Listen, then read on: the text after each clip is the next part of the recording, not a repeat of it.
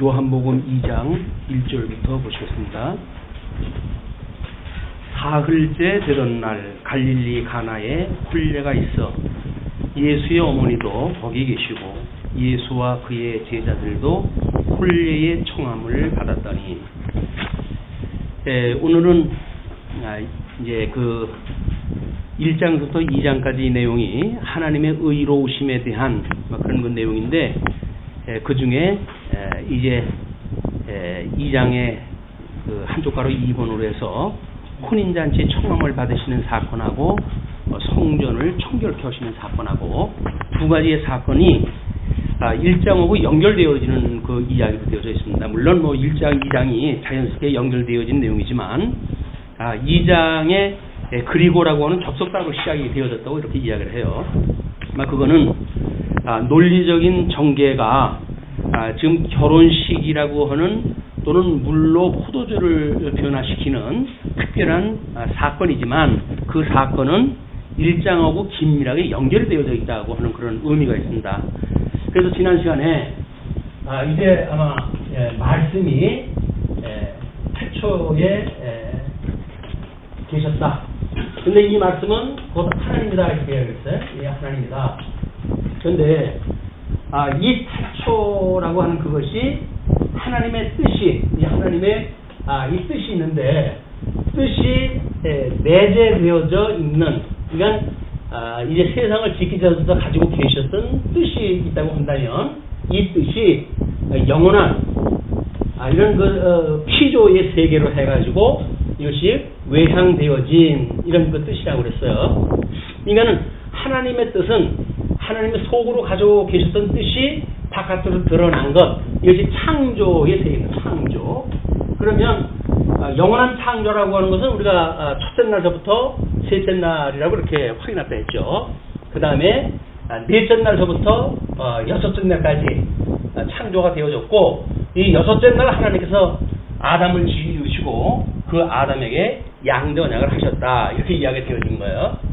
그러면 이렇게 영원하신 말씀이 이제 이 땅에 오셨어요. 이 땅에 육신을 입고 오셨는데, 이때에 이 살던 이스라엘 백성들은 어두움에 있었기 때문에 이 빛 대신 예수 그리스도의 말씀, 이 말씀이 빛 대신 예수 그리스도 생명입니다. 이제 생명이 함께 있었으니 라고 하는 생명 빛의 이 땅에 오신 그 육신을 어둠의 세계가 알아보질 못해요. 근데 요한도 고백을 하기를 나도 몰라 보았다, 이렇게 이야기를 합니다. 그러면서 이제 나에게 물로 세례를 베풀라 하셨던 그분께서 이제 내가 세례를 베풀 때에 그 비둘기가 내려오는 모습을 보고 그가 네가 증거할 바로 그이다, 그 선지자다, 메시아다 라고 이야기를 했다는 거예요. 이제 그거를 증거했다 한 내용입니다. 육신이 돼가지고 이 땅에 오셔가지고 소위 공생애가 시작되어지는 거예요. 공생애가, 예수님의 이 공생애라고 하는 것은 모든 제사장이 구약시대 때의 제사장이 그랬던 것처럼 30세로부터 시작되어집니다. 30세로부터 한 50세까지 실무적인 그 일을 갖다 하는 것이 제사장들이 하는 일인데, 예수님은 30살에 이제 이 일을 시작을 하시고 3년의 공생애를 마치고 돌아가시잖아요. 그러니까 지금 이렇게 공생애라고 하는 이렇게 말씀이 육신이 되어져 가지고 그 다음에 공생이 시작되어지는 걸로 좀 소개가 되어지는 거예요. 그러니까 지난 시간에는 공생애를 이제 예수님이 세례를 받으면서 시작이 되어지는 거 아닙니까? 이 세례를 받으시고 그리고 제자를 이제 삼죠.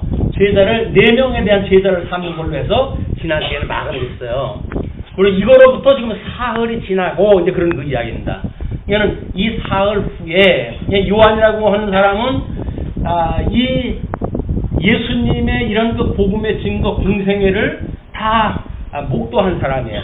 그렇기 때문에 지금 우리 1장에 보게 되면 1장에 29절도 이튿날, 또 35절도 이튿날, 그 다음에 43절도 이튿날 해가지고 날짜를 이렇게 변화되어진 날짜를 갖다 쭉 소개를 갖다 해요. 그 이야기는 요한의 지금 그 현장에 있었다는 이야기예요. 그런 그 이야기가. 그래서 그런 그 내용들을 지금 이거 소개했다 하면서 오늘 이제 시작되는 게 이 사흘째 되던 날입니다. 사흘째가 되어진다고 했으면 이 제자를 4명 삼았던 그 이후로 3일이 지나간 거야. 자, 그러면 우리는 이번 시간에 이제 이렇게 보면 되겠죠. 우리가 이 제자 4명을 삼으신 예수 그리스도의 이 사건은 주님의 몸된 교회의 출발이라고 이렇게 지난 시간에 확인했어요. 저는 예수 그리스도를 머리로 한 주님의 몸된 교회가 출발을 하기 시작을 한 거예요. 이런 출발을 했다고 한다면 제일 먼저 결혼이라고 하는 그런 식을 통해 가지고 이 결혼식을 통해 가지고 예수 그리스도의 이 본격적인 공생의 사건, 주님의 몸된 교회의 기초가 되어지고 그걸 이루시는 사건을 결혼식이라고 하는 방식을 통해 가지고 증거를 하시겠다 그 이야기입니다. 그러니까 물을 포도주로 바꿨다라고 하는 그 기적이 중요한 것이 아니라 논리적인 전개를 봤을 때 이미 구약 성경에서는 하나님께서 이 이스라엘에 대한 그 백성들을 하나님께서는 하나님의 신부라고 이렇게 얘기해서 하나님의 신부다. 근데 이 신부는 하나님만을 경외해야 될 그런 백성인데도 불구하고 우상을 섬김으로 해가지고 결국은 이스라엘 백성들이 하나님 앞에 정죄를 받고 그리고 회복이 되어졌지만 이 육체적으로 보여졌던 계시의 형식으로 해가지고는 미완의 완성이 되어진 거야. 미완의 완성으로 이걸 예표적으로 지금 언약했던 이런 그 내용으로 모든 소임이 끝난 거예요. 그랬을 때 이 언약에 최종적으로 온 사람이 누구냐면 예수님에게 세례를 부르셨던 요한이란 말이에요. 근데 이 요한은 율법과 선지가 요한의 때까지다 이렇게 이야기를 하는 걸로 보아서는 요한이 이미 도래했다고 했을 때 구약의 시대의 모든 게 마감이 되어지는 거예요. 그리고 이제 이 신부라고 했던 지금 마리아를 통해 가지고 예수 그리스도가 출생이 되잖아요. 요거는 구약 교회를 예표하는 그런 내용이기도 합니다. 요한계시록에 보게 되면 여자가 남자 아이를 낳는 배경이 이상이 소개가 되어져요. 그것이 바로 구약 교회에서 어떻게 메시아가 출생되는지에 대한 것을 소개하는 내용이란 말이에요. 그러니까 예수 그리스도는 마리아의 후손으로 오게 되어진 거죠. 이거는 일찍이 아담과 하와에게 주었던 저주 사건에서 일어났던 사건이기도 하고 또 그거를 은혜 언약으로 주었던 사건에서 여자의 후손은 남자의 후손의 뱀의 후손은 여자의 후손의 발꿈치를 물어야 되겠고 이 여자의 후손은 뱀의 후손의 머리를 상하게 할 것이다 라고 했던 약속을 지금 이 구약성경 마무리가 와가지고 모형적으로 이것이 이루어지는 사건이에요. 이런 사건으로 예수 그리스도 출생이 되어져 가지고 이렇게 모든 사람들을 어둠 속에 가두어 놨던 이 사단의 권세, 이건 옛뱀이요 마귀요 사단이라고 이렇게 이야기를 했으니까 용의 권세를 예수 그리스도께서 어떻게 멸하시고 여기에 저주 아래 있는 백성들을 불러내셔서 하나님의 나라를 이루어 가실 것인가 라고 하는 내용을 지금 소개하는 중이에요. 그런 맥락으로 이걸 이해를 하셔야 여기서 주어지는 결혼식의 의미를 우리가 생각하게 되어지는 겁니다. 유대인들의 결혼식은 이제 약혼식이 있고 그 다음에 정혼식이 있고 그 다음에 결혼식이 있다고 이렇게 이야기를 해요. 이 약혼이라고 하는 거는 양가의 부목끼리 약속입니다. 이거는 양가 부목끼리 약속이고 정혼은 드디어 신부 신랑이 예물을 교환하는 걸로 해가지고 결혼이 정하게 되어지는 거예요. 그래서 이때는 정혼이 결혼은 아니라고 하더라도 이미 부부처럼 불리게 되어지고 이때는 갈라졌을 때 파혼이라고 하는 얘기를 안 쓰고 이혼이라고 하는 용어를 써요. 그만큼 법적인 결혼의 단계에 이미 도입을 한 거예요. 다만 동거를 하지 않고 정혼이 지나고 약 1년이 되어지게 되면 이제 이때에 신랑이 자기 본가로 이제 가요. 약혼식이 끝났을 때. 그럼 본가로 가가지고 아버지가 자기 아들 내외가 살 집을 짓는 걸 모든 걸 지도를 하게 돼요. 그러면 이 집이 완성이 됐을 때 아버지가 아들을 지금 신부집으로 다시 보내가지고 아내를 데리고 오도록 하는 것이 이때 결혼식의 풍경이에요. 그러니까 예수님께서 뭐라 그럽니까? 이제 내가 다시 오는 날은 나도 모르고 그건 모른다. 왜냐면 아버지의 허락이 있어야 이 아들이 신부를 데리러 오는 것이 요게 재림의 사건이란 말이에요. 재림. 그러니까는 아들을 아버지께서 보내시는 날짜는 아버지만 알지 아들은 몰라요. 그러니까는 성경을 이야기했을 때 예수님이 나도 그날을 모른다 이렇게 이야기를 하니까 아니 뭐 그런 경우가 있느냐. 예수님이 하나님이라고 해서 그 일을 몰라 라고 이야기하는 거는 지금 이런 약속을 갖다 통해 가지고 우리 삼위일체 하나님의 계시를 갖다 하셨기 때문에 그런 표현을 다 한 거예요. 그게 무슨 하나님이 전능하신 하나님이 어떻게 모를 수가 있느냐 이런 걸로 접근을 갖다 해가지고는 안 되는 사건이다. 이런 걸 설명하기 위해서 그런 거예요. 이건 예수님의 재림이고 이건 예수님의 초림이에요. 예수님의 초림 사건. 그리고 이 정언이라고 하는 거는 우리 성령 강림이 되어졌을 때 성령께서 인을 치시는 사건을 통해 가지고 이제 우리 예수님과 우리가 하나의 부부가 되어진 거예요. 예, 부부가 되어진 거예요. 그러나 다만 우리 예수님은 하나님 나라에 가셔가지고 계시니까 다시 오실 그때까지 우리는 주님의 몸된 교회에서 예수님을 바라보고 있는 신부로서 여기 살아가는 겁니다. 정결하게 삶을 사는 것. 이게 성도의 삶이란 말이에요. 이 결혼식이라고 하는 방식은 곧 우리 하나님께서 어떻게 이스라엘 백성들을 섭리하시는지에 대한 압축판이에요. 이게 압축판.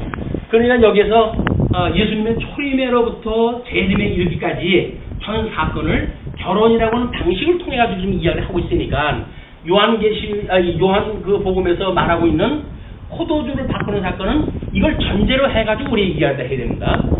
거기서 단순히 뭐 물을 변해가지고 포도를 뱉다든지 이런 이상한 일에만 우리가 관심을 갖는 건 아무런 의미가 없어요. 이 의미가 무엇인가요? 그 관심을 가져야 된다. 자 그러면 이제 예수와 제자들도 홀리의 처음을 받았었는데 3절로 11절 보시게 되면 물로 포도주를 만드는 표적으로 영광을 나타내요.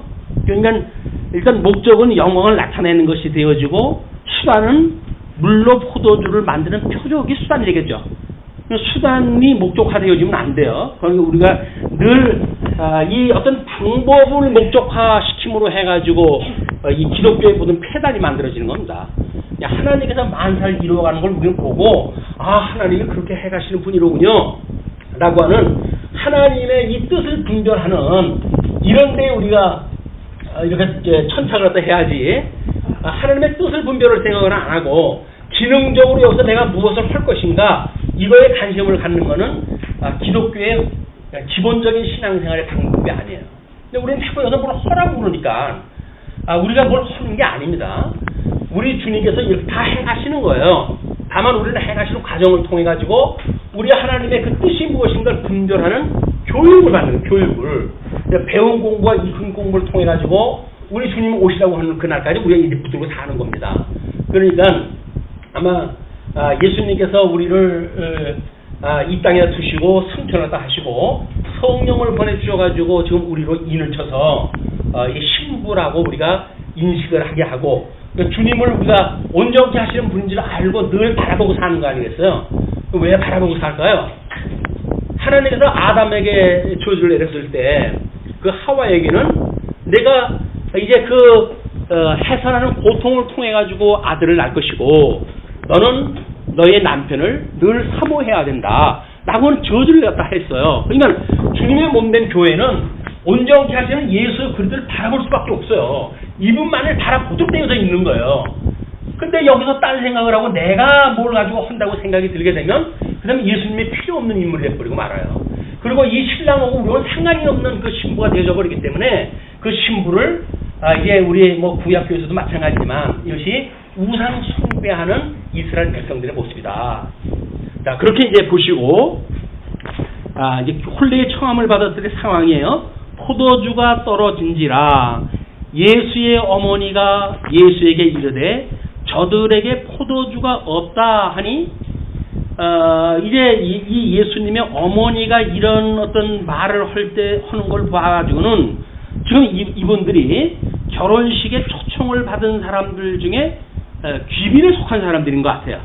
그 살림살이에 지금 잔치의 전반을 갖다가 이렇게 염두에 둘 만한 그런 위치에 있는 거죠. 그러니까는 예수님의 그 어머니가 예수께 이르기를 저들에게 포도주가 없다 하니 예수께 이르시되, 여기서 이제 우리가 주목을 또 할 필요가 있습니다. 여자여, 나와 무슨 상관이 있나이까? 왜 예수님은 당신 어머니한테 여자여라고 이야기를 했을까? 이 여자라는 게 어머니를 어머니라고 부르지 않는 어떤 불효한 예수 그들 연상을 또 하게 되면 그건 또 오해해요. 왜냐하면 이 공생애라고 하는 그런 그 사건은 예수님이 이 땅에 오신 것이 누구의 뜻을 이루시기 위해서 온 겁니까? 하나님의 뜻을 이루시기 위해서 온 거예요. 그러니까 예수님이 여기서 결혼식에 포도주가 떨어졌다고 해가지고 포도주를 서비스하기 위해 가지고 오신 분이 아니란 말이에요. 그러니까 예수님이 지금 여자여라고 하는 이야기는 당신의 의도가 이게 정상적이지 않습니다라고 하는 이의를 제가 제기를 한 거예요. 그 여자라고 하는 그런 그 이야기가 이 요한이 예수님 돌아가셨을 때 십자가상에서 예수님이 그 요한한테 뭘 부탁을 하죠? 그 예수님이 자기 어머니한테 내 어머니니라 이렇게 이야기를 하잖아요. 그러니까 내 어머니라고 했던 그런 걸로 보아서는 지금 여기서 예수님이 당신 어머니도 어머니로 여기지 않는 어떤 비윤리적인 모습이 아니냐 이렇게 보는 일은 착각이란 말이에요. 예수님이 뭐가 의도가 있는 거예요. 그렇게 한 거는 그 의도가 뭐냐면 이 공생애는 오직 하나님의 뜻을 이루시고 그 뜻대로 이루시는 걸 좀 계시를 하시기 위해서 오신 분이고, 그래서 세례를 받고 지금 이 일이 시작되어지는 거거든요. 근데 어머니는 이거의 일을 갖다 아는지는 모르겠지만 포도주가 떨어졌다고 지금 예수님한테 이야기를 하니까 예수님이 여자여, 그 일이 나하고 뭔 상관이 있습니까? 이렇게 이야기를 딱 하는 거예요. 그러면서 내 때가 아직 이르지 아니하였나이다. 예수님이 지금 때라고 하는 그 이야기는 십자가에 못 박아 이 공생의 이제 이 꽃이 예수님의 십자가의 길이에요. 이 십자가에 돌아가시는 일, 이것이 이 때인데 이 때가 아직 오시기 전에, 이 때가 오기 전에 이제 공생애가 막 시작을 했다 했는데 뭐 포도주 이야기가 합니까? 그런 그 이야기예요. 그러면 뭔가 좀 짐작이 되죠? 포도주라고 한다면 우리 예수님의 돌아가신 거를 기념하는 이 세례, 성찬, 이런 걸로 통해 가지고 이 성례라고 하는 이걸 연상을 다 할 거예요. 성례라고 하는 그거를. 그러니까 예수님의 십자가에서 피 흘려 돌아가시는 사건이 바로 예수님의 그때 정하신 때 이 아버지의 뜻을 이루시는 모든 인류의 그런 죄 때문에 이 택자들을 위해 가지고 대속의 죽으심 또는 불택자들을 정지 심판을 또 하시기 위한 죽으심, 이거를 십자가 사건이란 말이에요. 이게 행위 언약과 은혜 언약을 동시에 이루는 사건이에요. 예수 그리스도의 십자가의 사건은 행위 언약을 인하여서 모든 자들을 십자가에 이걸로 해가지고 다 심판에 이르도록 하시는 거예요. 그러나 택한 백성들은 예수 그리스도의 부활에 참여함으로 해가지고 대속을 받는 사건으로 이 은혜 언약이 이루어지는 거란 말이에요. 이 두 가지의 은혜 언약과 행위 언약을 다 이루시는 사건이고, 그 두 개를 이루시는 근본 언약이 뭐라 그랬어요? 양대 언약을 그랬잖아요. 그 양대 언약을 이분이 또 이루시는 거예요. 그러니까 이 양대 언약은 의와 나라를 구해라, 나라와 그의 의를 구하라 이렇게 이야기를 했기 때문에 예수님이 십자가에서 죽으시고 사한다는 이야기는 양대 언약과 행위 언약과 은혜 언약이라고 하는 아담에게 줬던 모든 언약을 예수님이 동시에 다 이루시는 사건이란 말이에요. 그러니까 지금 마리아가 예수님의 이런 거를 지금 제대로 알 수가 없었죠. 그러니까 포도주가 떨어졌다고 하는 사실을 이야기를 했고, 예수님은 그 어머니한테 여자여, 나와 그것이 무슨 상관이 있습니까? 라고 이야기를 함으로 해가지고 이 지금 이스라엘이 구약시대 때 요한 때까지 와가지고 아직도 어둠에 잠겨가지고 여기서 우리 정치적으로 해가지고는 로마 제국의 통치 아래 있었고, 또는 종교적으로 해가지고는 사내들인에 의해 가지고 율법주의에 의해 가지고 억압을 받고 있었고, 이런 그 상황인데, 이런 상황에 하나님의 이 구약의 계시를 주어졌던 이스라엘 백성들은 거기에 복음은 다 없어지고 그냥 율법주의라고 하는 엉뚱한 이런 종교주의에 지금 있어가지고 복음이 없는 시대로 마감이 되어지는 거 아닙니까 이게. 그러니까 이때 상황이 어떠한지를 모르니까 우리 예수님께서는 이런 상황에 지금 요한이 구약성경의 마지막으로 왔고 나는 이 구약성경에 이루는 모든 언약을 이루러 왔고 그렇기 때문에 이 일이 포도주 사건이 나오고 뭔 상관이 있습니까? 그런 그 이야기예요. 그런데 이제 그렇게 했는데 5절에 그의 어머니가 하인들에게 이르되 너희에게 무슨 말씀을 하시는지 그대로 하라 하니라. 뭔 얘기예요? 삐졌나요? 하나님의 뜻을 지금 이루신다고 예수님이 했던 그 이야기를 말귀를 알아들은 거예요. 왜? 그 예수를 잉태할 때서부터 이미 예수라고 하는 그 이름을 질 때서부터 이제 그는 너희 백성을 죄에서 구원할 자이라 하심이라 라고 했던 모든 천사의 계시로부터 다 받았던 사람 아닙니까? 이 마리아가. 그리고 요셉은 몰라도 그런 생각을 늘 마음에 뒀던 사람이에요. 그리고 그가 성장을 하면서 특이하게 이런 어떤 하나님의 지혜로 성장하는 모습을 목도를 갖다 했거든요. 그래서 예사롭지 않게 마리아는 이미 예수 그리스도에 대한 신앙적 감각을 가지고 있는 사람이란 말이에요. 그냥 그렇게 이 일을 제기를 다 하니까 그러니까 그러면 이제는 예수님의 때가 이를 때까지 그냥 하나님의 뜻을 이루어 가겠구나. 이렇게 이야기도 하니까 하인들한테 시키는 대로 해라 그 이야기예요. 이게 순종이에요. 순종. 이 어머니도 순종을 또 하게 되어진 거예요. 이제는 예수님이 허라고 하는 대로 그냥 순종을 다 하는 거예요. 그것이 예수님이 허라고 하신 대로 너희들이 해라 그런 그 이야기예요.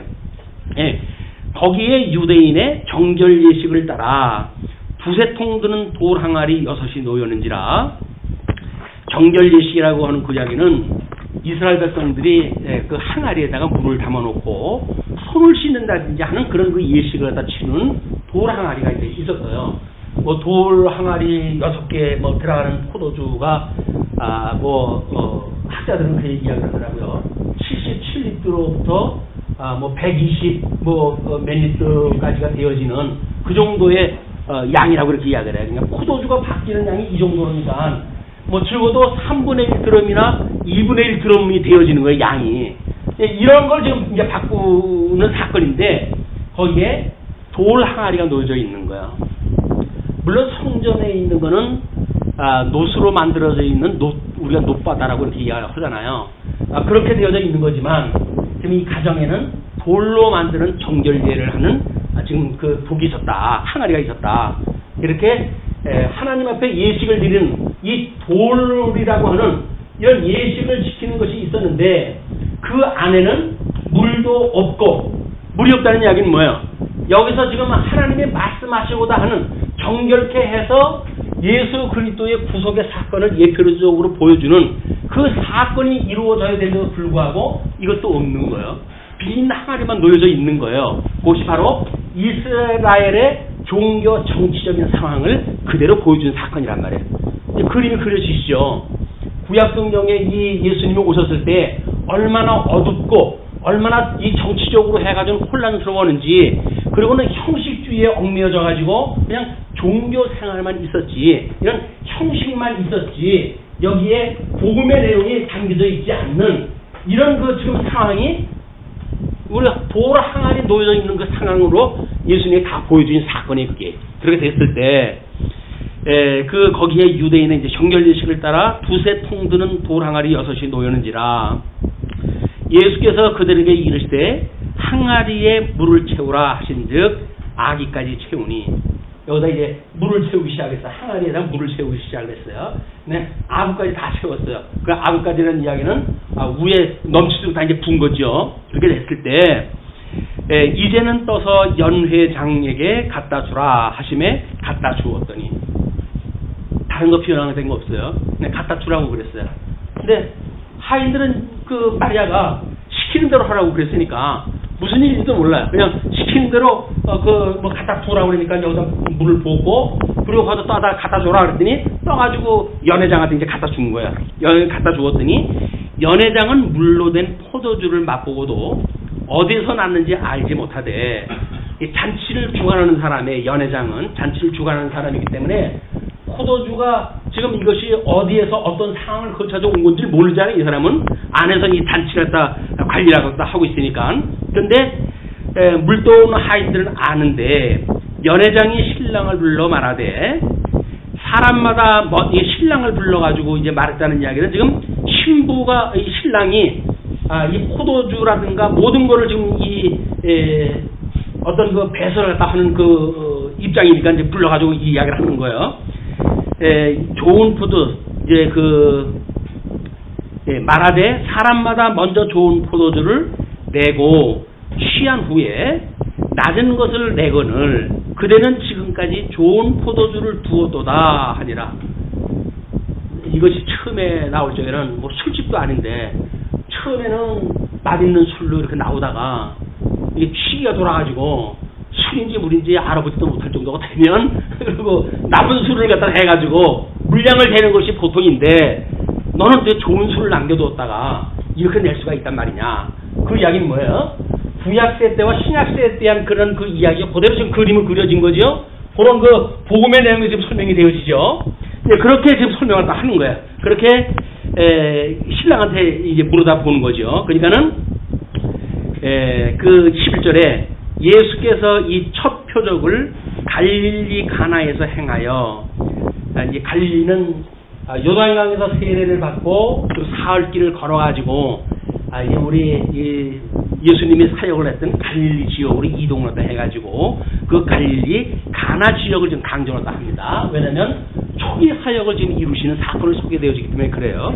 그렇게 하면서 그 갈릴리 가나에서 행하여 그의 영광을 나타내심에 제자들이 그를 믿으니라. 자, 우리는 요한도 내가 세례를 베풀고 이런 그 일들은 우리 메시아가 이 땅에 오는 거를 평탄케 하고 그 길을 예비하러 온 것이고 그리고 믿게 하기 위해서 내가 일을 한다 그러지 않았어요. 이 구약 성경의 예표적인 언약의 방식을 통해 가지고 예수님이 오셔가지고 이 구약 성경에 이렇게 혼란스럽고 뭔가 하나님의 말씀으로 주신 것이 제대로 작동이 안 되어지는 상황에서 정상적으로 실체적으로 이걸 이루실 예수 그리스도를 소개하는 사건이 소개되었단 말이에요. 이게. 그러니까 이분이 메시아인 것을 뭘로 이들이 제자들이 알아봤을까?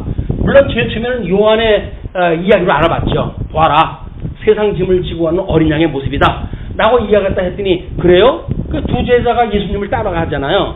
그 예수님의 두 제자가 따라갔다가 한 사람은 자기 형제 베드로를 갖다 토총을 갖다 해가지고 예수님한테 데려갔고 하나는 이제 누구의 이제 마지막으로 불렀던 그 제자가 그런 제자로 해가지고 4명이 되었단 말이에요. 이제 여기 4명까지 되어진 사건이기 때문에 그냥 그때는 예수님의 이야기 어떤 말로 해가지고 들은 것 요한의 소개 이런 걸로 해가지고 그는 예수님을 따랐어요. 그런데 첫 번 포도주의 표적적인 사건을 통해 가지고 정말 말로만 들었던 그런 메시아 그 메시아가 정말이구나 라고 하는 걸 믿게 되었단 말이에요. 이 표적이라고 하는 것은 예수가 그리스도임을 믿게 하시는 사건이지 여기서 이걸 기능적으로 인간들을 위한 방편으로 써놓은 게 아니란 말이에요. 뭐 환자에다가 약속 시럽히고 이상한 일을 갖다 해가지고 사람들의 마음을 훔치는 일이 아니에요. 그건 철저하게 예수가 그리스도라고 하는 사건을 소개하는 일이기 때문에 신약 성경이 완성되어진 이후로는 더 이상 표적이 나타나면 안 됩니다. 지금 만약에 어떤 표적을 나타내는 사람이 있다고 한다면 그 사람은 적그리스도예요. 왜? 성도들을 예수 그리스도에게 소개하는 것이 아니라 그 기적을 표현을 자기에게 사람들을 불러 모으는 사람 아닙니까? 적그리스도예요. 그냥 우리가 신비적인 어떤 그런 사항들을 경계하지 않으면 말씀에 대한 어떤 이해가 부족한 가운데 눈에 보이고 감각적으로 느껴지는 걸 가지고 예수 믿는다는 이야기는 어느 때 바뀔지 몰라요.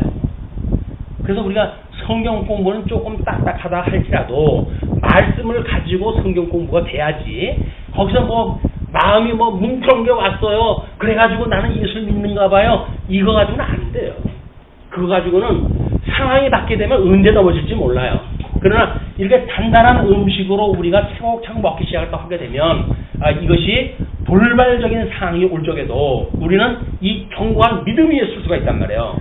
이 말씀이 육신이 돼가지고 오셨던 예수님과 한 몸이 되어진 것이 점점 구체화되어지고 점점 확실화되어지고 그런 확신 가운데 주님의 몸된 교회 성도로 살아간다고 한다면 우리는 음부의 권세가 결코 무너뜨리지 못하는 교회를 세우신다고 했던 그 주님을 믿을 수밖에 없게 되어지고 그분을 늘 바라보고 살아가게 되어진단 말이에요. 근데 그렇지 않으면 그래서 뭐나 한다고 생각이 들어가지고 착각을 갖다 해가지고는 뭐 잘 나갈 적에 뭐 무슨 소리는 못하겠어요. 그러나 한국교회 1세대의 그 뭐 유명한 목사님들이 말기에 전부 무너지는 모습을 보면서 의심스러워요. 정말 예수를 그리스도로 믿는가? 아니면 교회가 부흥되고 신비적인 현상이 있었고 그런 걸로 해가지고 집행이 되어져 왔다고 한다면 그러면 세상이 바뀌는 순간 그건 다 물거품처럼 흐트러지고 말아요. 우리는 이 말씀 위에 경복에 세워지는 교회야말로 우리가 말씀대로 성경대로 알고 성경대로 믿고 성경대로 살자고 표현을 가지고 교회 생활을 하는 거 아닙니까? 성경 공부의 정진을 하는 일은 매우 중요하다. 물론 구원을 받는 거 십자가의 도 하나 가지고 충분해요. 그러나 이 십자가의 도를 빙자해가지고 다른 이단들이 공격을 다 해오잖아요. 그렇기 때문에 이거를 전방위로 전 성경적으로 이거를 우리가 무장을 갖다 해놓지 않으면 어느 틈바구니를 뚫고 들어와도 공격할지 몰라요. 우리 믿음 위에 좀 경고하게 손질 하는데 어떤 날 이상한 소리 한번 오게 되면 마음이 그냥 우르르 무너져 버리고 이렇게 되어지기 십상입니다. 그래서 우리가 말씀을 공부하는 일은 이 특별히 어두운 시대에 십자가의 도라고 하는 핵심을 우리가 지키는 그런 그 일로 더욱 필요하다. 그래서 우리 기독교의 지도자가 되려고 한다면 더더욱 성경적인 이 지식을 함양을 해야 돼요. 그래서 장로 고시를 본다든지 했을 적에 왜 시험을 볼까요? 장로가 주님의 몸된 교회 7위를 맡고 있는 분들 아니에요. 그 7위라고 하는 거는 주님의 몸된 교회 이것이 표지의 사건인데 교회 표지가 뭐라 그랬어요? 말씀, 그 다음에 우리 성례, 그 다음에 권징. 이 교회 표지예요. 교회가 정말 교회인가, 참다운 교회인가라고 하는 표식이 이 세 가지를 가지고 증거가 되어지거든요. 근데 장로님들이 말씀이 없다고 한다면 권징을 어떻게 할까요? 이게 완장인 줄 알고, 그러면 너 교회 나가, 뭐 이런 그 일들이 있게 되어지는 거예요. 주님의 몸된 교회 자기가 주인인가요? 왜 그 자기가 내쫓고 그래요? 권징이라고 한다면 이런 하나님의 말씀을 가지고 권면하고 위로하고 이런 그 일들이 있어야지. 마치 완장인 줄 알고 교인들을 갖다가 뭐 내쫓고 자기 마음대로 이걸 자기 사람을 만들어 가지고 좌지우지하고 이런 아주 못된 그 일이 어둠의 권세, 저 용의 권세, 짐승 권세들이 하는 일이란 말이에요. 이걸 보고 배운 대로 주님의 몸된 교회에서 이걸 다 하니까 주님의 몸된 교회와 이 세속과 구별이 안 돼. 이걸 구별되어지는 걸 우리가 거룩이라고 그러는데 이 세속과 이 주님의 몸된 교회와는 구별이 돼야 돼요. 그게 거룩이란 말이에요. 거룩. 근데 우리는 이 거룩에 이르지 않고 끊임없이 어둠에 있는 생각을 가지고 살고 이것이 원칙이고 이거에 의해서 좌지우지 되어지고 이거에 우리 마음을 두고 산다고 한다면 그러면 예수님을 믿고 사는 이 주님의 몸된 교회와 아무 상관이 없는 거예요. 주님의 몸된 교회에 산다고 하는 그 이야기는 세상과 우리가 세상 속에 살고 있지만 믿음으로 이거와 격리되어진 거룩한 구별되어진 이런 걸 늘 배우고 그 가운데 말씀을 공부할 때마다 우리에게 책망이 오게 되어지니까 그 책망으로 해서 회개하고 온전치 하시는 예수를 또 바라보고 이런 일들로 인해 가지고 은혜를 깨닫게 되어지는 거 아닙니까? 이런 은혜를 깨닫게 되어져야 심령의 평강이 오는데 은혜를 몰라요. 은혜를 몰라. 우리 죄에서 구속을 갖다 해주셨다는데 뭔 죄에서 구속을 했을까요? 그 죄라고 하는 것이 여타는 우리 전 인생에 대한 전반에 대한 것이 죄라고 하는 이야기인데 예수님한테 우리 나는 죄인이라고 하는 고백을 우리가 잘 안 해요. 왜 그럴까요? 나 구원받았는데 뭐 구원받았다고 한다면 우리가 어떤 데서 구원받았다는 걸 알고 어떤 데서 구원받았다고 하는 걸 안다고 한다면 말할 수 없는 죄인이라고 하는 걸 우리가 아는 사람들입니다. 그렇기 때문에 지금 이제 아마 다음 성전 척결하는 사건에서 그 이야기가 나올 것 같아요. 자, 그러면 우리 구약 성경에 나와져 있던 우리 주보에 제가 성경 구절을 소개해 드렸는데 예레미야 30장 전체가 선민 회복에 대한 예언이에요. 여기서 지금 이야기했던 구약성경 예레미야의 30장의 그 내용이 이제 온전한 회복이 어떻게 되어지는 걸 이 모양으로 모형적인 걸로 언약이 되어진 내용들인데 실제적으로 예수님이 이제 와가지고 이루신 사건이니까 구약성경에서 뭐라고 이야기를 하냐면 예레미야 33장 10절 보시면 이렇게 되어져 있습니다. 여호와께서 이와 같이 말씀하시니라 너희가 가리켜 말하기를 황폐하여 사람도 없고 짐승도 없다 하던 여기 곧 황폐하여 사람도 없고 주민도 없고 짐승도 없던 유다 성읍들과 예루살렘 거리에서 즐거워하는 소리, 기뻐하는 소리, 신랑의 소리, 신부의 소리와 및 만군의 여호와께 감사하라 여호와는 선하시니 그 인자심이 영원하다 하는 소리와 여호와의 성전에 감사제를 드리는 자들의 소리가 다시 들리리니 그냥 선민을 회복을 갖다 해줄 것이니 그 이야기죠. 여호와의 말씀이니라.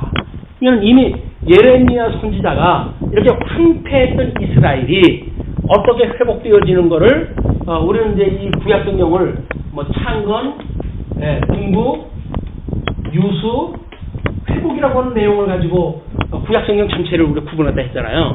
그러니까 이들이 황폐하게 되어졌을 때 나라를 잃고 모든 백성들이 포로로 끌려가고 그 다음에 그 땅에는 온통 이제 짐승들이 그저 들끓고 이렇게 되어져 있을 때 하나님께서 이들을 회복하신다고 하는 사건을 구약 역사를 통해서 소개하다 했잖아요. 에스라, 느헤미야, 에스더를 통해 가지고 어떻게 회복했는지를 모형적으로 보여줬단 말이에요. 근데 이스라엘 백성들은 그래 모형적으로 보여준 곳에 완성도가 떨어져요. 그 완성도가 떨어지니까 이 회복을 믿지 않은 거예요. 이 사람들이 이때 예수님 오셨을 때 사는 유대인들이 이걸 믿지 않았다. 그런 믿지 않는 자들에게 지금 우리 예수님의 이런 사건을 통해 가지고 내가 이걸 실체적으로 이런 메시아다, 그리스도다라고 하는 걸 소개한 겁니다. 자, 그리고 아모스 9장 14절도 그런 이야기가 있죠. 내가 내 백성 이스라엘에 사로잡힌 것을 돌이키리니 그들이 황폐한 성읍을 건축하여 거주하며 포도원들을 가꾸고 그 포도주를 마시며 과원들을 만들고 그 열매를 먹으리라. 이 제자들이 성경을 알았던 사람도 있었잖아요. 근데 거기에 요한을 따랐던 사람들이니까 그때 그 요한이 알고 있는 성경에 대한 거를 대체적으로 이해한 사람들이었어요. 그리고 그러니까 이제 거기에 메시아가 왔다라고 이야기했다 했을 때 나사렛에 어떻게 그런 그 선한 이가 날 수가 있단 말이냐 라고는 이의를 제기할 만큼 구약 성경에 대해서 박식한 사람들이 이 네 명의 제자가 구약 성경을 아주 철저하게 공부했던 사람들이란 말이에요. 그렇게 됐으니까 예수님이 지금 이런 표현으로 이런 표적을 갖다 했을 때 이들은 구약 성경의 언약대로 성취되어진 사건을 본 거 아니에요. 기적을 보고 믿은 게 아닙니다.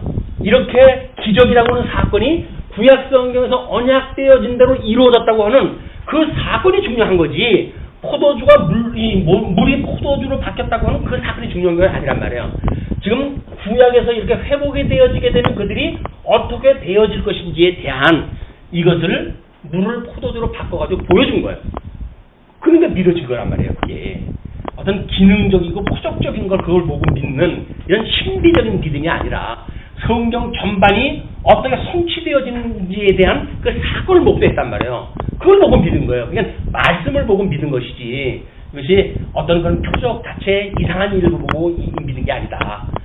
지금도 이 표적을 따라다니는 사람들은 위험해요. 이게 어떤 이단 종파에 또 따라다니게 되면 거기를 억지로 어떻게 해가지고 이제 탈출을 시키잖아요. 얼마 안 해서 또 들어간대요. 거기가 아니고 다른 데로. 이단만 골라가 다른데. 왜냐면 충격이 필요한 거예요. 일상에서 여기서 하나님을 배울 수 있는 게 없는 거야. 뭔가 신비롭거나 뭔가 새롭거나 라고 하는 이론이 있어야 이게 좀 믿는 재미가 있는데 맨날 그 말씀이고 맨날 하나님은 언약대로 이루시고 예수님은 우리의 모든 죄를 대속해 하시고 맨날 그 얘기 안 해. 맨날 그 얘기가 심심한 거야 이게. 그래서 특별한 얘기 하는 데가 없는가 해가지고 여기저기 방문하는 분들이 있어요. 그런 방랑객 신자들은 믿음이 의심스럽습니다. 교회라고 하는 것은 주님의 몸된 교회를 통해 가지고 우리가 이 하나님의 나라라고 세우고 공부하다 하는데 없이 여기면 안 되는 거예요. 자, 이제 그렇게 해놓고 12절에는 가버나움으로 이제 가심으로 소개가 되어집니다. 그 후에 예수께서 그 어머니와 형제들과 제자들과 함께 가버나움으로 내려가셨으나 거기에 여러 날 계시지는 아니하시니라. 왜냐하면 6월절이 가까우고 그렇기 때문에 6월절로 내려가는 어떤 절차를 갖다 밟기 위해 가지고 일단 거기에 가기는 갔지만 그냥 어머니와 형제들과 이 가버나움이라고 하는 지역으로 갔을 때에 거기에 사사로운 어떤 여행을 위해서 간 게 아니에요. 시간을 제가 6월절 시간을 마치기 위해서 잠시 들렸던 일이기 때문에 이제 그걸 어떤 그런 식으로 뭐 여행을 갖다 했다든가 가족을 만나러 갔다든가 이런 거 개념이 아니다. 그러니까 어머니와 형제들이라고 하는 그것 때문에 오해들이 있었잖아요. 이제 뭐 다른 때는 이 6월절이 지금은 예수님이 공생의 첫 번째 해의 6월절이지만 다른 성경에서는 이제 마지막 돌아가실 때 그때 6월절 예표로 해서 보여주는 그 6월절 사건이 두 가지가 소개가 되어지기 때문에 그때도 그랬어요. 예수님 제자 동생들이 형은 왜 6월절인데 안 내려가오? 당신이 내려가서 그 일을 다 보이지 메시아라고 그러면서 왜 안 보여주고 안 내려갔냐? 라고 했더니 여전히 내 때가 안 됐다 라고 해가지고 있다가 동생들 모르게 6월절을 내려와가지고 그 일을 갖다 봤는데 그러면은 제자들 이 예수님의 혈육관계라고 하는 건 예수님이 마지막 6월절을 갈 때까지만 하더라도 믿지 않았어요. 이분이 메시아인 걸 알아보지 못했어요.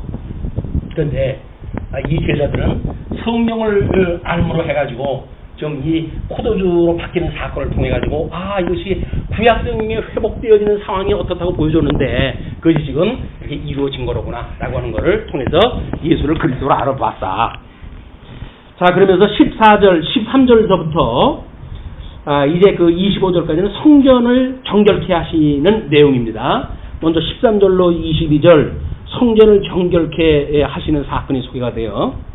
자, 유대인의 6월절이 가까운지라 예수께서 예루살렘으로 올라가셨더니 성전 안에서 소와 양과 비둘기 파는 사람들과 돈 바꾸는 사람들이 앉아 있는 것을 보시고 우리 뭐 복음서 이야기할 때마다 이걸 이야기했기 때문에 그 상황은 아시죠. 이들이 종교적으로 타락되어져 있다고 하는 걸 어떻게 알 수 있느냐면 이 하나님의 집, 이 하나님의 집은 성전이에요. 성전. 이거는 신랑이 지금 왔을 때 결혼을 갖다 해가지고 준비한 이 집이기도 합니다. 여기서 보여주는 집, 이 집은 성전을 말하는 것이고 이 성전은 바로 아버지가 계시는 집이에요. 근데 그 집에 대한 그 예표인데 이들이 성전에 들어오니까 성전은 여전히 하나님의 이름을 두신 곳이고 뭔가 세속과 구별이 되어져서 하나님을 영화롭게 해야 되고 예배를 드려야 되고 그래서 하나님의 집에 하나님이 기도하는 집인데 기도하는 일로 이루어질 집을 이 사람들이 어떻게 타락되어졌는가 종교적으로 타락되어진 양상을 그대로 보여주는 거예요. 그것이 성전 안에는 소와 양과 비둘기 파는 사람들과 돈 바꾸는 사람들이 앉아 있는 것을 보시고 합리적인 문제를 보게 되면 이 세상에서 늘 우리가 설득당하기 좋은 것이 합리라는 이야기입니다. 합리적. 이치합당하다 그 얘기예요. 그게 뭡니까? 지금 이스라엘 백성들은 사방팔방 흩어져 있잖아요. 그럼 절기마다 그 사람들이 이 성전을 갖다 방문한단 말이에요. 성전을 방문하는데 재물 바친다고 해서 양 끌고 오고 염소 끌고 오고 그럴 수가 없잖아요. 그러니까는 근처에서 그걸 판 것도 아니고 성전 안에다가 이 장사를 병사로 딱 한 거예요. 그리고 또 이 성전세를 내려면은 유대 돈을 내야 되는데 그때 통용하는 돈이 아니란 말이에요. 그러니까 그거를 뭐 그때 자기네들이 로마 화폐가 됐든 쓰는 화폐를 가지고 와가지고는 성전에서 그 돈을 바꿨어요. 성전세를 갖다 내는 돈으로 바꿔가지고 그거를 사용하도록 아주 시스템이 잘 돼 있어요. 그 시스템은 적어도 대제사장이라고 하는 이때의 사내들인의 대상이에요. 그 사내들의 대제사장급인 사람들의 허락이 있어야 되는 일이에요. 또 그렇게 율법을 중히 여기는 이 바리새인들 파에 동의가 없으면 안 될 일들이에요. 그 사내들의 그 사두개파 또는 바리새파 이런 자들이 모여가지고 합당을 갖다 해가지고 그리고는 장사를 다 한 거예요. 돈 낸 게 먹는 장사를 한 거예요. 주님의 몸된 교회가 장사가 되면 안 되죠. 주님의 교회도 마찬가지입니다. 그걸 세속주의, 우리가 이걸 세속주의 또는 상고주의 이렇게 이야기하다 하잖아요. 근데 교회가 지금은 그걸 더욱 분별히 할 때예요. 돈 하고 할 때가 아니에요. 돈이 왜 필요합니까? 교회에서? 성도들 오늘 성경 가르치고 그러면 되는데 돈이 뭐 필요해요? 돈이 몰리다가 보니까는 돈 때문에 사단이 나요. 돈 때문에. 이 돈이라고 하는 곳에, 돈 있는 곳에 사람들 마음이 있기 마련이거든요. 그렇기 때문에 교회에 남은 돈 돌아다니게 되면 교회 이가 안 되는 겁니다. 돈은 들어오는 걸로 다 써버리고 없애야 돼요. 왜? 하나님께 주신다면요. 그때 주신다면요. 근데 그걸 왜 싸놔요? 싸놓기를. 그게 안 믿어지는 거예요. 싸놓고 자기가 뭘 해야 된다고 믿어지니까 이게. 다른 사람들은 몰라도 교회에서만큼은 그게 믿어져야 될 거 아닙니까? 그래야 1년 회의가 돼가지고 하나님께서 이렇게 넉넉하게 주셨군요. 그래서 남는 돈 구제라도 좀 하고 이렇게 해야 되는데 아니야 이걸 2월 시켜가지고 다시 또 뭐 해야 돼. 그렇게 궁색하게 신앙생활을 하는 거 아니에요. 그동안 못했던 거 우리 예산 부족해서 못했다고 한다면 불쌍한 사람들 좀 돈이든 구제 못했던 거 일부 좀 하면 얼마나 좋아요. 그걸 굳이 그걸 갖다 2월 시켜야 되겠습니까? 그래서 살림 좀 나아지셨나요? 나아진 거 아무것도 없어요. 인심만 흉해지는 거지. 그냥 주님의 몸된 교회의 모든 예산 이런 제도는 철저하게 이것이 쌓아놓는 게 아니에요. 들어오는 것도 나아야 돼. 흘러야 돼. 쌓아놓게 되면 그게 거의 썩어요. 썩게 되면 그것이 이제 비용이 되는 거예요. 들어오면 나가고 해서 이게 생명력이 이게 돌아가듯이 돼야 되는데 연고도 여전히 성도들의 믿음의 열매로 낸 거 아니에요. 그러니까 생명력이 돌아야 되는 거예요. 그게 생명력이 돌아야 생명력이 안 돌아요. 그렇다고 한다면 주님의 몸된 교회가 아픔을 겪게 된다. 이건 아주 합리적인 걸로 해가지고 그걸 하니까 예수님께서 비둘기 파는 사람들에게 이르시되 15절 노끈으로 채찍을 만드사 양이나 소를 다 성전에서 내쫓으시고 돈 바꾸는 사람들의 돈을 쏟으시며 상을 엎으시고 어떤 사건하고 지금 연결이 되어지죠. 이 돌에 물도 없는 이런 그 곳에 하나님께서 새로운 포도주를 만들게 하시는 사건처럼 여기에 비워내야 되잖아요. 잘못되어져 있는 걸 비워내야죠. 그래서 이 돌과 같은 우리들을 이 흙덩어리로 만든 인생에게 하나님께서 이 복음의 놀라운 씨앗을 심어주셨는데도 불구하고 이 복음에 의한 신앙생활이 아니라 형식에 얽혀져 있는 신앙생활을 굳어져 버린다고 한다면 우리는 복음을 가지고 있는 사람들이 아니에요. 복음을 가지고 있는 사람이라면 형식주의에 우리가 얽혀있는 게 아니에요. 끊임없이 생동력이 있는 어떤 말씀의 역사를 우리가 기대를 갖다 해야 되고 그걸 위해서 우리가 쉬지 않고 기도를 갖다 해야 되는 일이지 형식에 의해서 이 일이 되어진 게 아니다. 그래도 오늘 아침에 교회학교 아이들한테는 그렇게 이야기를 했어요. 너희들한테 이런 걸 이야기할 때 알아서 하라고 너희들이 뭘 알아서 하겠니? 그러니 너희들이 기도하는 거 전혀 모르잖아. 잘 안 하잖아. 그러면 주기도라도 하면 얼마나 좋을까? 어려서부터 배우면. 근데 얼마나 하면 좋을까? 너희들한테 알아서 하라고 그러면은 너 이거 알아서 하겠니? 그러니까 형식적으로 내가 이야기를 할 텐데 적어도 한 3번 정도 하면 어떨까? 아침에 한 번, 또 낮에 한 번, 또 잠자리에 들었을 때 한 번, 3번 정도 하게 되면 중간중간 식사 기도도 하고 뭐 이렇게 하니까 이 기도가 훈련되지 않겠니? 근데 이렇게 3번 정도 하면 어떨까라고 하는 게 뭐야? 형식을 걔네들한테 잡히게끔 준 거란 말이에요. 어리니까. 어렸을 때는 그렇게 할 수밖에 없잖아요. 그 믿음으로 해가지고 장성이 돼야 뭔가 아버지의 뜻을 분별해가지고 스스로 자단력이 만들어지고 내공이 좀 세워지고 라고 해서 일을 갖다 해갈 수가 있지. 그렇지 않으면 아무것도 몰라요. 아무것도 또 이걸 안 해요. 안 한다고 하는 그 이야기는 마치 여기서 손 놓고 있는 것이 하나님의 해가시는 걸 영광을 드러내는 일로 착각을 한단 말이에요. 그게 아니라고 하는 걸 알기까지는 많은 우리의 이런 경건의 연습이 필요하다. 그렇기 때문에 비둘기 파는 사람들에게 이를 때 이것을 여기서 가져가라. 내 아버지의 집으로 장사하는 집을 만들지 말라 하시니. 상고주의. 예수님이 공생애를 시작을 할 때 시험을 받으셨을 때 무슨 시험을 받게 됩니까? 제일 먼저 이 선지식에 대한 이야기죠. 배가 고프면 말씀으로 해가 떡을 만들어 먹으라는 이야기예요. 말씀이라고 하면 우리 하나님이 어떠한 분인가에 대한 그분을 소개하는 것이 선지식을 갖다가 이 감당을 하는 건데 그게 아니라 돌로 떡국 만들어 먹으려니까 이게 기능주의란 말이야. 그럼 성전이라고 한다면은 이 성전이 뭐예요? 하나님 제사를 갖다 드리는 제사직에 대한 이걸 지켜야 될 일인데 성전에서 뛰어내려가라.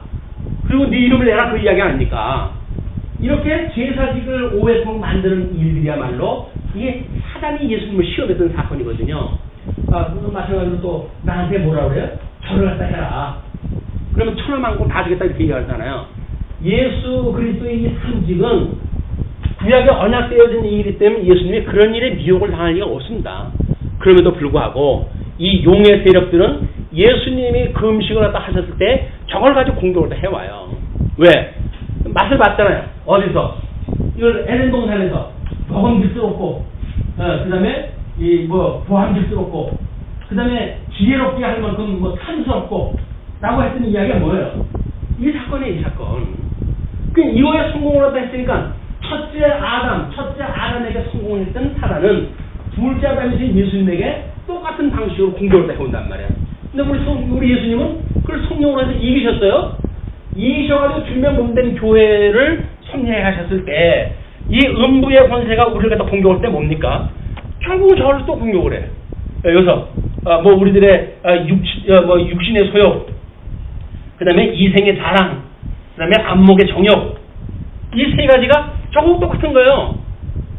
그 음부의 권세 옛뱀이며 마귀요 사단이요 했던 용이나 바다에서 나온 짐승이나 육지에서 나온 짐승이나 이 짐승들이 하는 일이 뭐냐면 이런 그 일을 갖다 해야 하는 거예요. 끊임없이 믿음의 사람들을 이 어둠 속으로 끌고 내려가지고 자기 답을 만들겠다 이 한단 말이에요.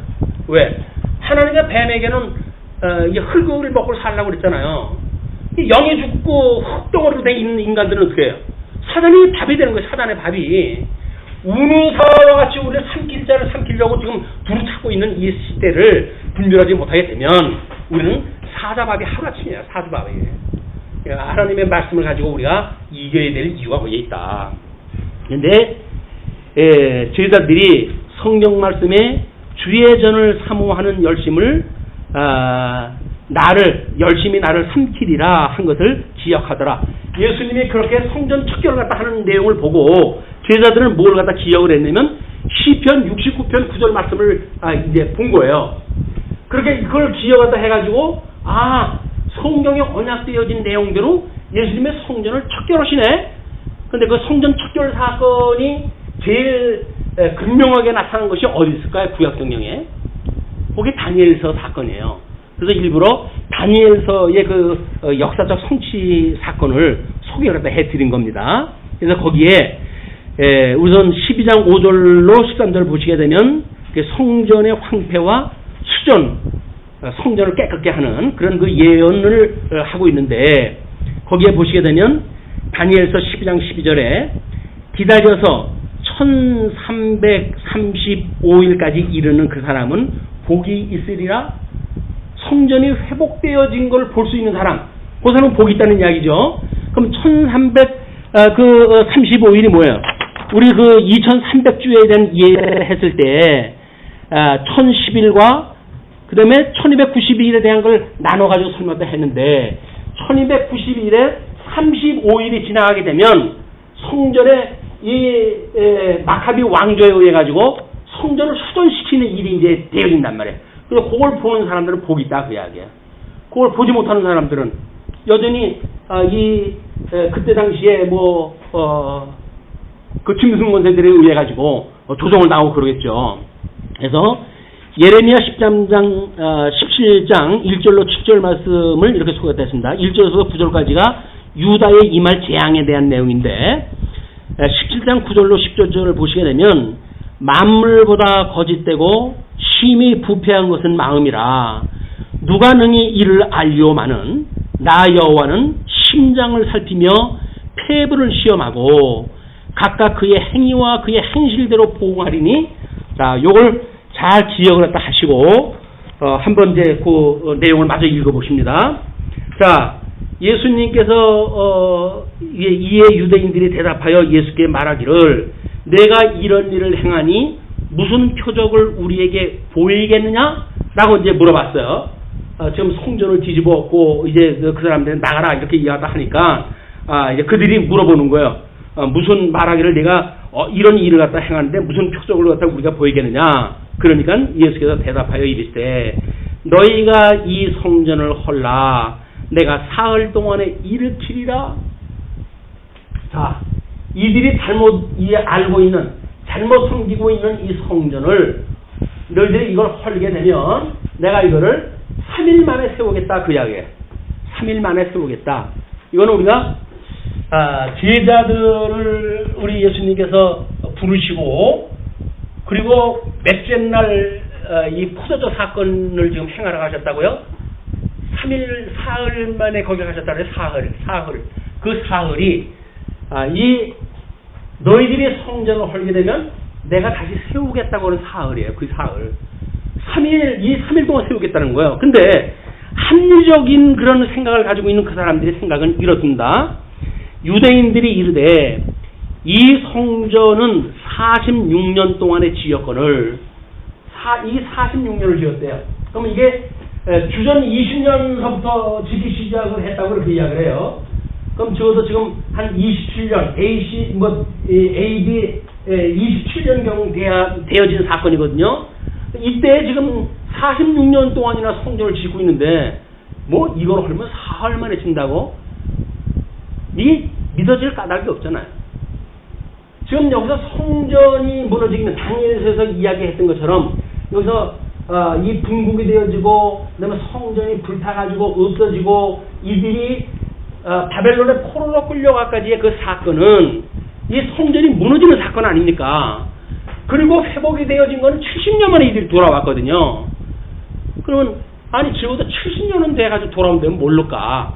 성전 46년 동안도 아직도 미완의 그 성전인데 이걸 무너뜨리면 사흘 만에 친다고? 말도 안 돼. 예수님을 믿지 않는 거예요. 자, 그런데 유대인들이 이르되 이 성전은 46년 동안의 지역권을 내가 3일 동안에 일으키겠느냐 하더라. 그러나 예수는 성전된 자기 육체를 가리켜 말씀하신 거다. 이 성전이 예수 그리스도가 이 땅에 육신으로 오셨다 이렇게 이야기를 했잖아요.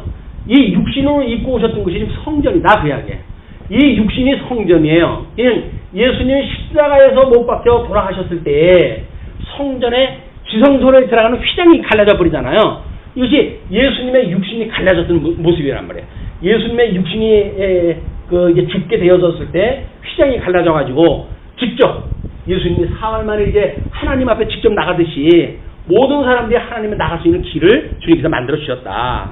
그런데 그런 사건으로 우리가 주님의 몸된 교회의 신앙생활을 감각적으로 이제 익혀야 되는 거죠. 예수님이 오셨을 때 역사적으로 이렇게 됐어요.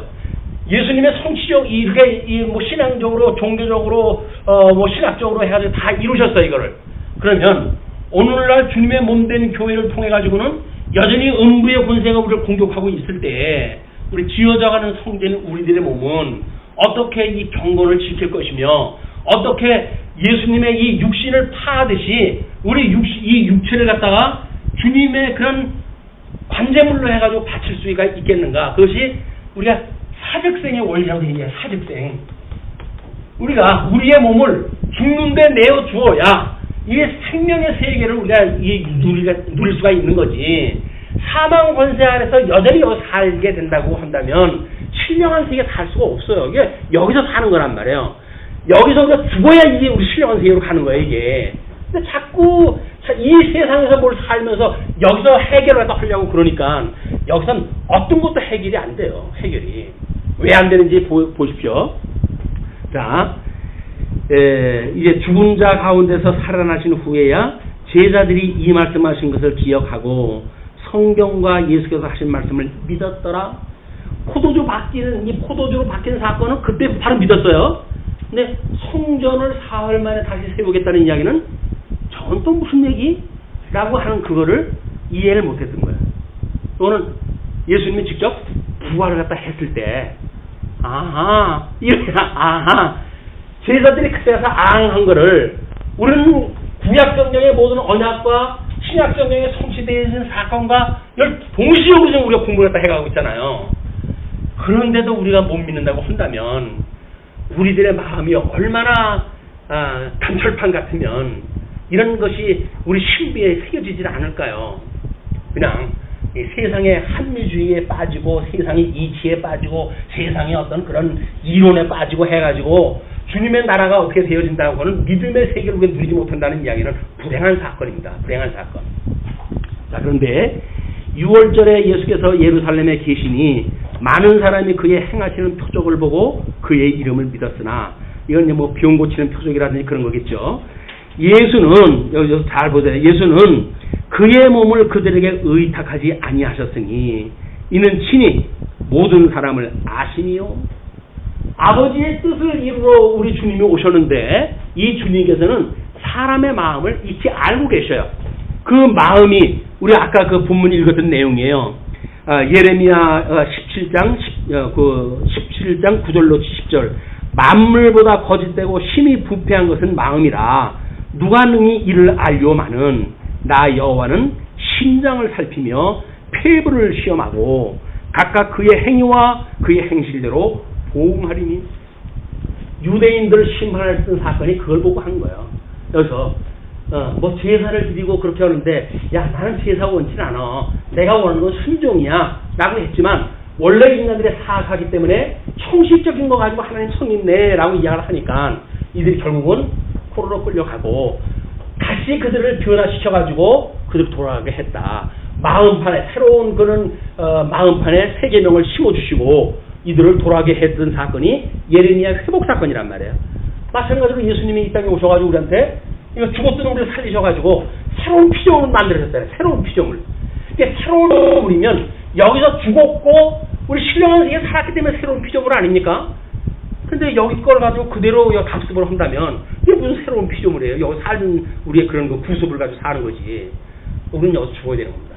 새로운 피조물이라는 건 새로운 피조물로서의 그 보화를 담아놔야 돼요. 그것이 바로 예수님이 담아주시는 새 계명입니다. 사랑의 계명. 그래서 이제 그의 몸을 의탁하지 않았다라고 이야기를 했던 것하고 지금 여기서 아까 포도주를 만들었을 때 어머니한테 여자여 그것이 나와 무슨 상관이 있습니까? 라고 했던 사건은 일맥상통하다 하죠. 일맥상통하는 사건이에요. 사람을 믿지 않는 거예요. 사람이 하는 일이 아니에요. 이게 안 되기 때문에 말씀, 태초로부터 있던 말씀이 지금 육신으로 이 땅에 오신 거예요. 성육신을 하신 거예요. 이 주님이 하시는 일이지 인간들이 해가는 일이 아니라니까요. 그러니까 인간들을 만약에 하나님께서 이런 도구로 쓰신다고 한다면 우리는 이것이 정말 뭐 우리 하나님이 주시는 은혜에 넘쳐가지고 성은이 만극합니다라고 살아가야지 내가 이것도 했고 저것도 했는데요 라고 해가지고 쉬운 소리 하면 안 되는 거예요. 무슨 쉬운 소리를 해요. 주님께서 우리들한테 그 귀한 도구로 써주신 것이 우리한테 은혜지 우리가 했던 거 아무것도 없는 거예요. 뭘 합니까 하기는. 우리가 안에 돌덩어리로 만들어져가지고 이 악한 걸로 가득 찬 우리들인데 무슨 선한 일이 나올 수가 있습니까? 안 되는 거예요. 새로운 피조물로 만들어서 새로운 우리의 그 신비를 갖다 심어주셔가지고 우리 예수 그리스도의 사랑의 계명을 갖다 심어줘가지고 그걸 우리한테 실현하고 살아가도록 하나님께서 섭리해 가신다. 우리들의 모든 수고를 갖다 놓으셔야 돼요. 예, 이건 주님께서 하신 거예요. 우리가 죽도록 충성을 갖다 했다 할지라도 그건 내가 한 것이 아니에요. 나를 주장하시는 주님께서 하신 일이에요. 그 영광은 주님께 돌려야 되는 거지 그걸 나한테 돌리면 안 된단 말이에요. 자, 그래서 또 사람에 대하여 누구의 증언도 받으실 필요가 없었으니 이는 그가 친히 사람의 속에 있는 것을 아셨습니다. 오늘 우리들의 마음도 우리가 이제 볼 수 있는 그런 마음입니다. 똑같이 이걸 가지고 이 하나님의 우리를 갖다 쓰시는 그런 그 도구로 쓰시며 어떠한지 예수님이 오셨을 당시나 지금 어둠에 지금 놓여져 있는 지금의 교회 상황이나 다를 것이 아무것도 없다. 깨어 있어야 될 때다. 은혜의 우리 장중 아래 한 주간 보내줬으면 좋겠습니다.